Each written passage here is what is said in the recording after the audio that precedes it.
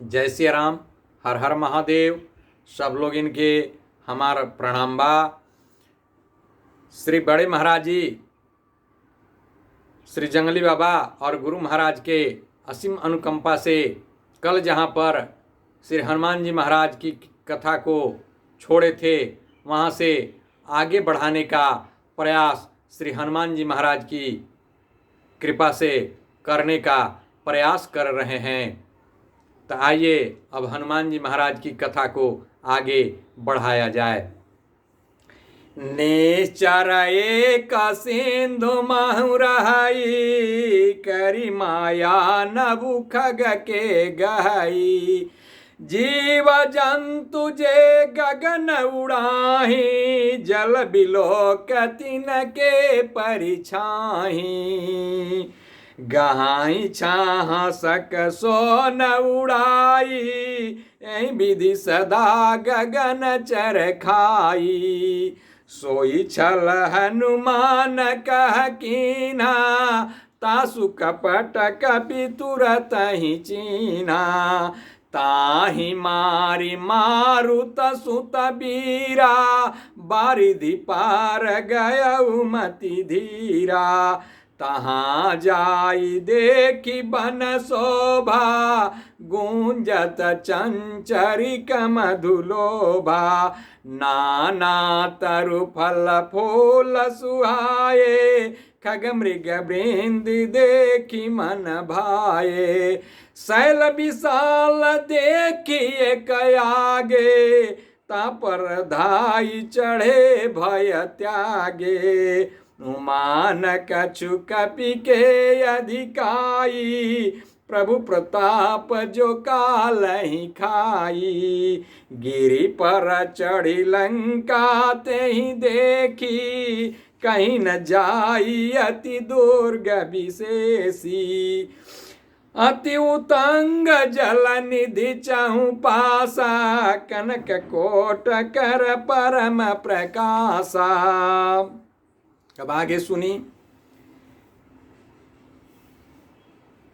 निश्चर एक सिंधु महिराई, करी माया नभ खग के गहई। सिंधु में, समुद्र में एक निशाचरी रहती थी, एक राक्षसी रहती थी। जैसे हम लोगों के जीवन में भी कोई न कोई ऐसा निशाचर, ऐसा दुष्ट प्रकृति का आदमी रहता ही है, जो कि आप लक्ष्य की ओर आगे बढ़ रहे हैं तब आपके पाँव में रस्सी बांध करके खींचने का प्रयास करता है, गिराने का प्रयास करता है। उसी तरह सिंधु में, समुद्र में एक राक्षसी थी, जो कोई समुद्र के तरह से जाता था उसको पकड़ लेती थी और उसको अपने ताकत से खींच लेती थी और अपना भोजन बनाती थी। क्योंकि वो मांसाहारी थी इसलिए भोजन बनाती थी। आज के लोग मांसाहारी उस तरीके के तो नहीं हैं, लेकिन वो खींच करके आपको गिरा देते हैं और आनंद लेते हैं। तो वो वैसे कपट को पहचानना है और उसको इग्नोर करके आगे बढ़ना है। क्योंकि हम मार नहीं सकते हैं तो इग्नोर करके आगे तो बढ़ ही सकते हैं। हनुमान जी महाराज ने तुरंत उसके कपट को पहचान लिया, जो परछाई से पकड़ लेती थी। हनुमान जी महाराज ने तुरंत उसके कपट को पहचान लिया और पहचान करके उस राक्षसी को यम के पास भेज देते हैं। यम माने कि मृत्यु लोक को भेजते हैं, उसको मार देते हैं। लेकिन वह स्वर्ग को चली गई है। उसके बाद हनुमान जी आगे बढ़ते हैं। हनुमान जी जब आगे बढ़ते हैं तो देखते हैं, हमारे हनुमान जी महाराज देखते हैं कि तहाँ जाई देखी बन शोभा, गुंजदित चंचरिक मधुलोभा। वहाँ पर बहुत बड़े फुलवारी है, बहुत बड़े बगीचे हैं, जहाँ पर भंवरे रस के लोभ में पड़े हुए हैं। बहुत सुंदर दिख रहा है। नाना तरु फल फूल सुहाए, खग मृग वृंद देखी मन भाए। शैल विशाल देखिए के आगे, ता पर धाई चढ़े भय त्यागे। तो हनुमान जी ने देखा अनेक प्रकार के वृक्ष और फूलों से सुशोभित यह नगरी है, जिसका शब्दों में वर्णन करना असंभव जैसा कार्य है। बहुत सुंदर लंका थी। हनुमान जी को आगे बढ़ना था तो हनुमान जी ने महाराज ने एक शैल यानी कि पहाड़ पर चढ़े और भय को त्याग करके आगे की ओर छलांग लगा करके बढ़ गए हैं।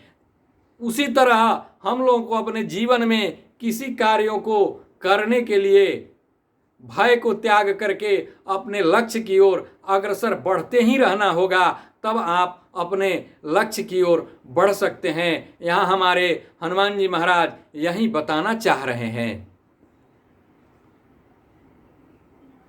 हमारे भोलेनाथ कहते हैं कि हे उमा, यह कपि की, यह हनुमान की कोई इसमें महानता नहीं है, यह राघवेंद्र सरकार की महानता है। राघवेंद्र सरकार की कृपा से ही हनुमान आगे बढ़ रहा है। जो राघवेंद्र सरकार की कृपा हो जाए तो कोई भी व्यक्ति काल को भी परास्त कर सकता है, काल को भी मात दे सकता है। इसी तरह हमारे हनुमान जी महाराज आगे बढ़ गए हैं। अति उतंग जल निधि चाहूं पासा, कनक कोटक परम प्रकाशा। तो जब हनुमान जी महाराज ने पर्वत पर चढ़ा तो देख रहे हैं कि कनक कोट सोने की नगरी है और बहुत सुंदर है,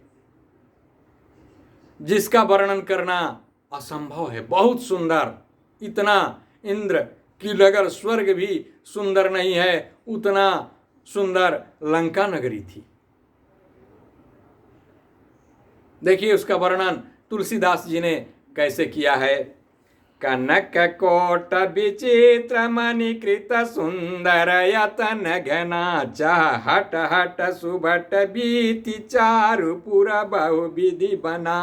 गजबाजी का चरनी कर पद चर रथ बरुत नहीं को गने, बहु रूप नीचर जूत अति बल सैन बरनत नहीं बने। बन बाग उपवन बाटिका सुरकूप बापि सोहहि, नर नाग सुर गंधर्व कन्या रूप मुनि मन मोहहि। कहूँ माल देह विशाल शैल मानयति बलगार जही, नानाय कार न भिरही बहुविधि एक एक न तार जही। करी जतन भट कोटि न विकट तन, नगर चौदिसी राक्षही।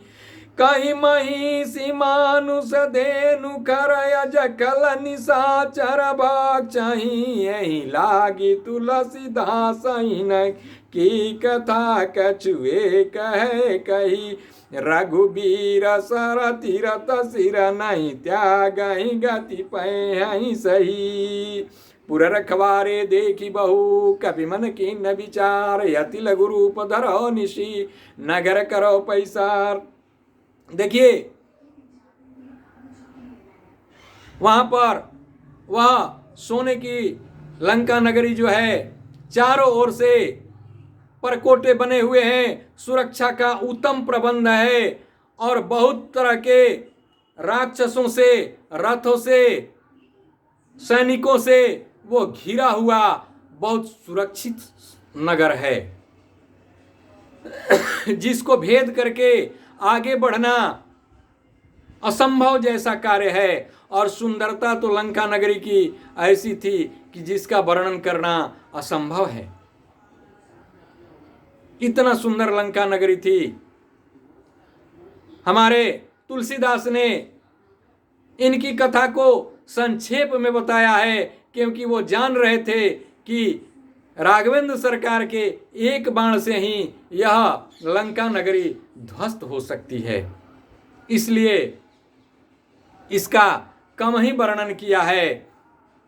वहां पर प्रवेश करना है तो हमारे हनुमान जी महाराज ज्ञानियों में अग्रगण्य है, अतुलित बल के धाम है, सकल गुण निधान है।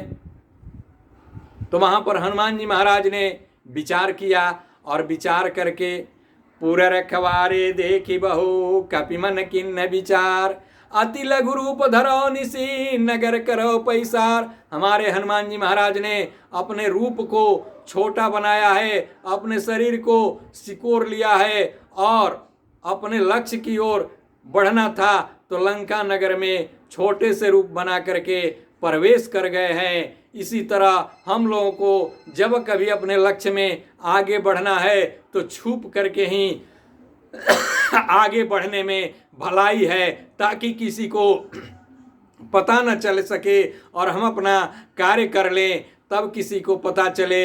इसी के साथ आज के कथा को विश्राम दिया जा रहा है। जय जय सिया राम, हर हर महादेव।